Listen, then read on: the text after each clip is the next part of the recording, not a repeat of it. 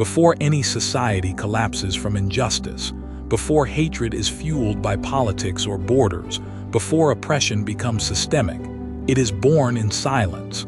Not in public, but behind closed doors. In the rooms where children first learn the language of love and the quiet violence of contempt.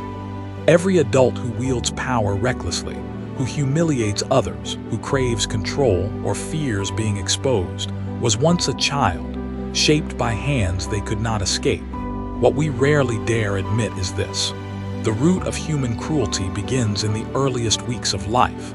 And no ideology, no rebellion, no act of defiance in adulthood can fully disguise the imprint of those early wounds. This is the real drama of the gifted child. Many people think trauma means catastrophic events, violence, war, or visible abuse. But some of the deepest injuries come in subtle daily moments. A mother's cold, dismissive gaze, a father's constant correction, a home where certain emotions were forbidden. The child who adapts to this becomes what Miller calls the gifted child, not gifted in intellect, but in emotional sensitivity.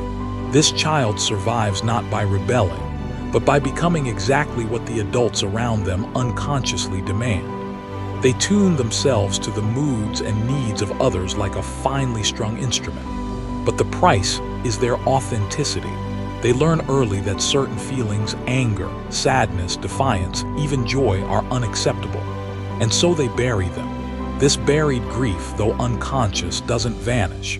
It forms the hidden engine of adult behaviors we later condemn in society: the obsession with power, the hunger for admiration, the need to humiliate or control others. And because society refuses to acknowledge how much we collectively mistreat children, these behaviors persist generation after generation. A subtle, continuous abuse that no one dares to call by its name. Miller's insight is clear. We are not born to hate. We learn it. Not in political rallies or online debates, but through the humiliation of being unseen, unloved, or conditionally valued in childhood. And the tragedy is that these adults then project their unresolved feelings onto innocents, often onto their own children. A mother who was forced to deny her sadness will silence her daughter's tears. A father raised in fear will demand submission from his son, and society tolerates it. In most cultures, even today, a child is treated not as an independent being, but as an extension of the parent, their property. Their spirit, emotions, and developing mind are subject to the adult's unconscious needs. Unless there's visible physical harm, society looks away, and so the cycle continues. We suppress children's natural curiosity. We discourage their instinct to question or defy. And when their spirit finally buckles under the pressure, we diagnose them as difficult, disobedient, or unmotivated. Then we attempt to fix the damage we caused, with coaching, discipline, or medication, never acknowledging the original wound. Those wounds don't stay buried. They become symptoms in adulthood: anxiety, depression, compulsive ambition, chronic emptiness. But no matter how intelligent or reflective a person is, unless they confront their earliest suffering, unless they dare to remember what was done to them, they will unconsciously repeat the pattern. They will find new targets for their unprocessed rage. They will excuse the cruelty they endured by idealizing their abusers. My father's beatings made me strong. My mother's coldness taught me discipline. These defense mechanisms protect the parent's image but keep the pain alive. True healing, Miller insists, doesn't come from forgiveness alone. It begins by reclaiming the feelings we were forced to disown: anger, grief, loneliness.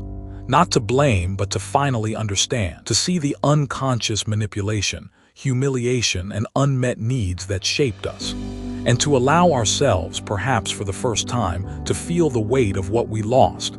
The aim is not to rewrite the past, but to recognize it, to name what happened without minimizing it, to stop displacing our hatred onto the innocent and direct it safely, consciously, toward its true source.